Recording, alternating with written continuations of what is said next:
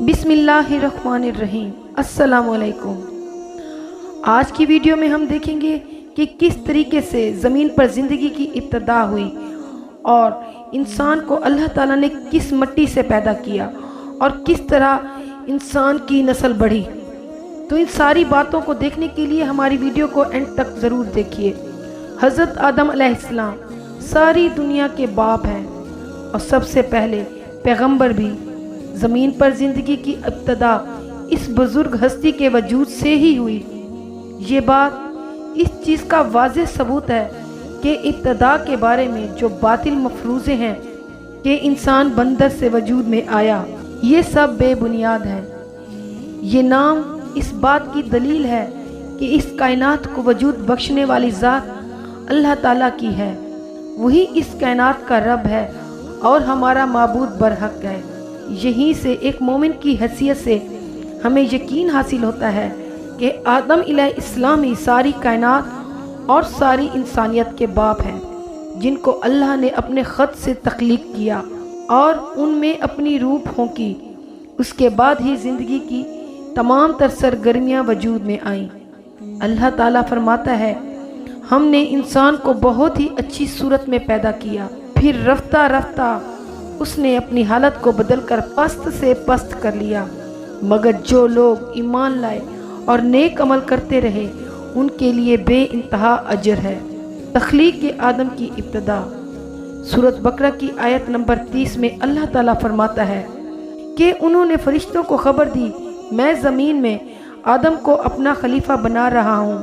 फरिश्तों ने समझा ये खलीफा ज़मीन में दंगा फसाद करेगा, इसलिए बारगाह इलाही में अर्ज़ किया, ए रब, तू ज़मीन में ऐसे शख्स को खलीफा बनाना चाहता है जो खराबियाँ करे और कश्त व खून करता फिरे, और हम तेरी तारीफ़ के साथ तेरी तस्बीह और तक़द्दुस करते हैं।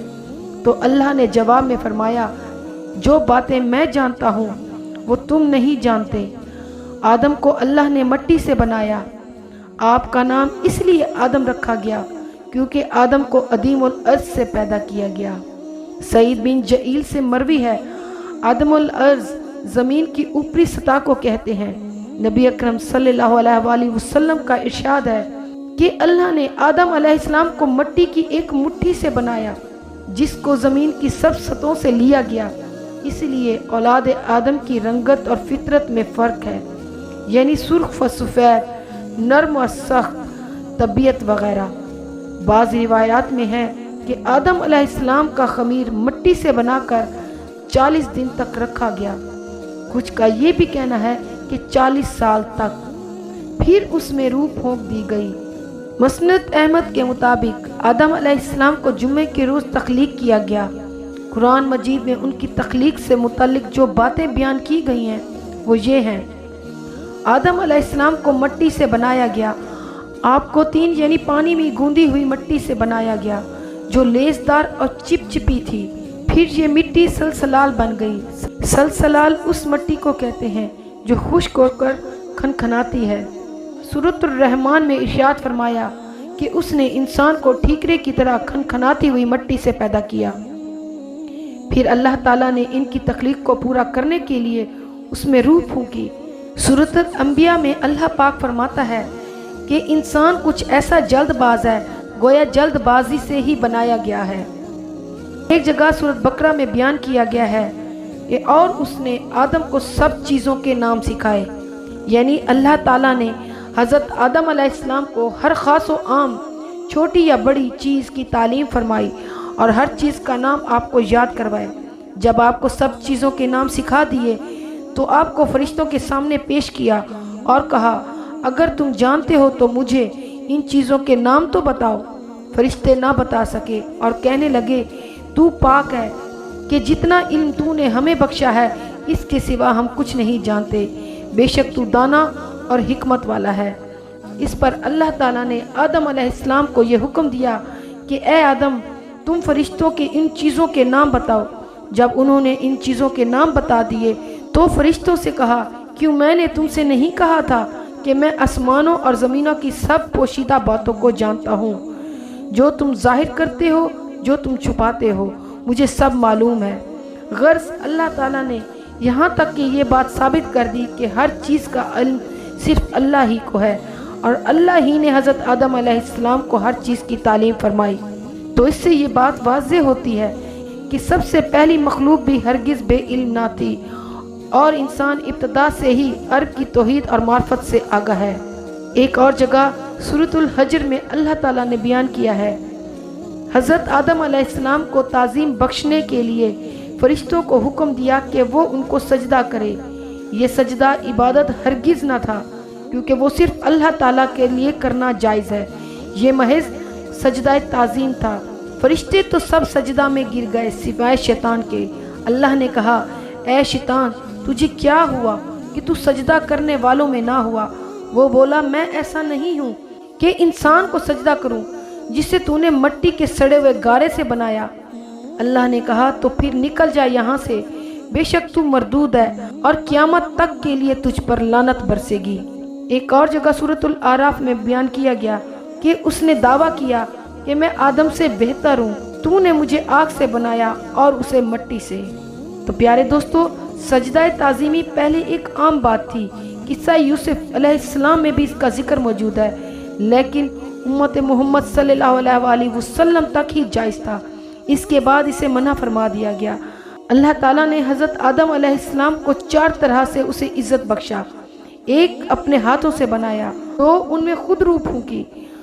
और 3, उनको हर चीज़ की तालीम फरमाई। 4, उनको फरिश्तों से सजदा ताज़ीम करवाया।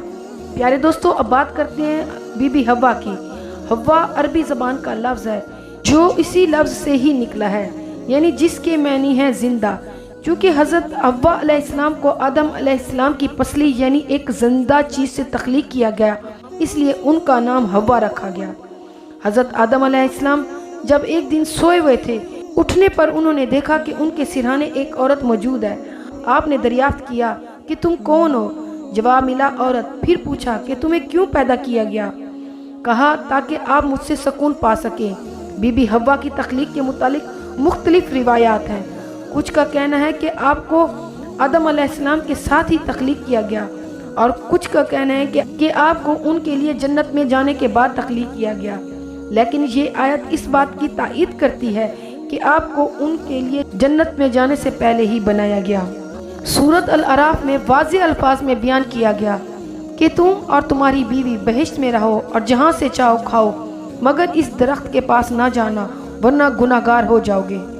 प्यारे दोस्तों, हज़रत आदम अलैहिस्सलाम का जन्नत में दाखिल होना और वहाँ से निकलना, अल्लाह ताला ने शैतान को धुतकार दिया और आदम अलैहिस्सलाम को जन्नत में भेज दिया, मगर फरमा दिया कि शैतान से होशियार रहें कि वो उनका खुला दुश्मन है।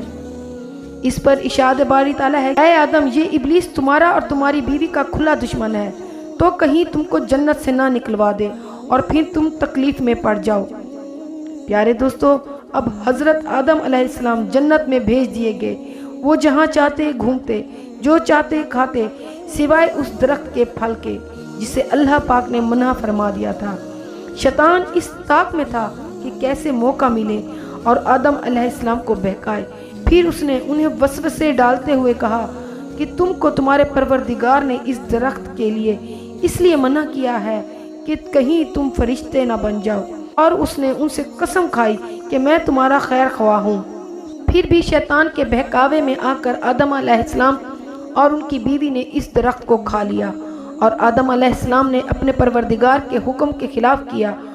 तो सूरत तोहा में वाज़ेह अल्फाज में बताया गया कि फिर भी शैतान के बहकावे में आकर आदम अलैहिस्सलाम और उनकी बीवी ने उस दरख्त से खा लिया और आदम अलैहिस्सलाम ने अपने परवरदिगार के हुक्म के खिलाफ किया और अपने मतलूब से बेराह हो गए। तो प्यारे दोस्तों, इसके बाद अल्लाह ताला ने आदम अलैहिस्सलाम और शैतान दोनों को ज़मीन पर उतार दिया और अब ये दोनों एक दूसरे के खिलाफ हैं। इब्ने कसीर की रिवायत है कि जब शैतान ज़मीन पर उतरा तो कहने लगा, ए अल्लाह, तूने आदम अलैहिस्सलाम की वजह से मुझे जन्नत से निकाला और तेरी मदद के बिना मैं उस पर कभी नहीं हो सकता। तो अल्लाह ने फरमाया, तुम्हें उस पर मुसल्लत कर दिया। तो उसमें मज़ीद इजाफा मांगा। कहा, जब भी आदम के यहाँ औलाद होगी वैसे ही तेरे यहाँ भी औलाद होगी। उसमें मज़ीद इजाफा मांगा। तो अल्लाह ने कहा, उनके सीने पर तेरे ठिकाने हैं, تو ان میں خون کی طرح دوڑے گا۔ تو اس نے مزید اضافہ مانگا تو اللہ نے کہا ان پر اپنے گھوڑوں اور پیادوں سے چیٹ جاؤ اور ان کے مال اور اولاد میں شریک ہو جاؤ۔ تو آدم علیہ السلام نے کہا اے اللہ، تو نے شیطان کو لمبی مہلت دی اور اسے مجھ پر مسلط کیا اور میں تیری مدد کے بغیر اس سے نہیں بچ سکتا۔ تو اللہ تعالیٰ فرماتا ہے جب بھی تیرے ہاں اولاد ہوگی میں اس کی حفاظت پر ایک فرشتہ مقرر کر دوں گا جو اس کی حفاظت اس کے برے ساتھی شیطان سے کرے گا۔ آدم علیہ السلام نے مزید مانگا تو اللہ نے کہا تیری ایک نیکی کے بدلے تجھے 10 گنا اجر ملے گا اور اس میں بھی اضافہ کر دوں گا، اور ایک برائی کے بدلے ایک ہی برائی ملے گی اور وہ بھی کسی نہ کسی طرح میں مٹا دوں گا۔ آدم نے مزید اضافہ مانگا تو اللہ نے کہا اے میرے بندو، اگر تم اپنی جانوں پر زیادتی کر بیٹھے ہو تو اللہ کی رحمت سے نا امید مت ہونا، میں تمہیں معاف کر دوں گا۔ آدم نے مزید اضافہ مانگا تو کہا جب تک اولاد آدم زندہ ہے میں اس کو توبہ کرنے سے نہیں روکوں گا۔ تو آدم نے مزید مانگا تو اللہ نے کہا میں بے شک دوں گا اور مجھے کوئی پرواہ نہیں۔ اس پر آدم نے کہا بس شیطان انسان پر مسلط ہوگا، مگر اللہ کی رحمت و مغفرت کے دروازے بہت ہی کشادہ اور آسان ہیں، اور انسان شیطان سے دھوکہ کھانے کی وجہ سے شکست کھا جاتا ہے اور استغفار کر کے اس پر غالب آ جاتا ہے۔ پیارے دوستو، بہت دفعہ یہ بات کہی جاتی ہے کہ آدم علیہ السلام نے بی بی حوا کے کہنے پر وہ پھل کھایا۔ اس مفروضے کی بنیاد پر لوگوں نے یہ نظریہ ہی ایجاد کر لیا کہ عورت ہی ہر برائی کی جڑ ہے، مگر ایسا نہیں ہے۔ مگر اللہ پاک نے سورۃ بقرہ میں صاف بیان کیا ہے کہ اللہ نے دونوں کو مخصوص درخت کا پھل کھانے سے منع فرمایا، لہٰذا جنت سے بے دخل ہونے کی ذمہ داری دونوں پر عائد ہوتی ہے۔ فرمایا تم دونوں اس درخت کے پاس مت جانا ورنہ گناہگار ہو جاؤ گے۔ ایک اور جگہ سورۃ طہ میں بیان کیا گیا ہے کہ اے آدم، یہ شیطان تمہارا اور تمہاری بیوی کا دشمن ہے، خیال رکھنا یہ تمہیں جنت سے نہ نکلوا دے۔ تو پس ان آیات سے یہ بات ثابت ہوتی ہے کہ اماں حوا اس بات سے بڑی ہیں، وہ تو خود آدم علیہ السلام کی بیوی کی حیثیت سے ان کی تابع تھی۔ بہرحال اپنے اعمال کے لیے ہر شخص خود ہی ذمہ دار ہے۔ پیارے دوستو، اللہ پاک نے آدم علیہ السلام اور بی بی حوا کو زمین پر اتار دیا۔ اب ان کی نسل کو آگے بڑھنا تھا، تو اللہ نے ان کو روز ایک بیٹی اور بیٹے کی نعمت سے نوازا۔ پہلے دن پیدا ہونے والے بیٹے کا نکاح دوسرے دن پیدا ہونے والی بیٹی سے ہوتا، اور اسی طرح پہلے دن پیدا ہونے والی بیٹی کا نکاح دوسرے دن پیدا ہونے والے بیٹے سے ہوتا۔ اس کا مقصد صرف دنیا میں انسان کی نسل کو بڑھانا تھا۔ آپ کی اولاد جن کا ذکر قرآن میں آیا ہے ان میں حابیل علیہ السلام، قابیل علیہ السلام اور شیث علیہ السلام کا ذکر شامل ہے۔ پیارے دوستو، حضرت آدم علیہ السلام کی وفات سے متعلق مختلف روایات ہیں۔ کچھ کا کہنا ہے کہ ان کی 960 برس کی عمر تھی، کچھ کے مطابق ان کی عمر 957 برس تھی۔ ابن کثیر سے روایت ہے کہ ابن کعب رضی اللہ تعالیٰ عنہ کہتے ہیں کہ حضرت آدم علیہ السلام نے موت کے وقت جنت کے پھلوں کی خواہش کی اور ان کے بیٹے پھلوں کی تلاش میں نکل گئے، تو راستے میں فرشتے ملے۔ انہوں نے کہا کہ اب اس کی ضرورت نہیں کیونکہ ان کا موت کا وقت قریب آ گیا ہے۔ آپ کے بیٹے واپس آئے اور حضرت آدم علیہ السلام سے چمٹ کر رونے لگے، تو انہوں نے فرمایا پیچھے ہٹو، مجھے پہلے ہی میری عمر سے زیادہ مہلت دی گئی ہے۔ چنانچہ فرشتوں نے ان کی روح قبض کر لی، ان کو غسل دیا، کفن پہنایا اور دفن کیا، اور فرمایا کہ یہ تمہارے مردوں کو دفن کرنے کا ایک طریقہ ہے۔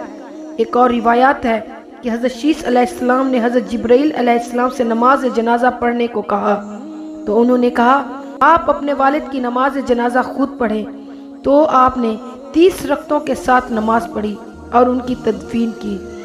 حضرت حوا کے بارے میں بھی بہت سی روایات ہیں۔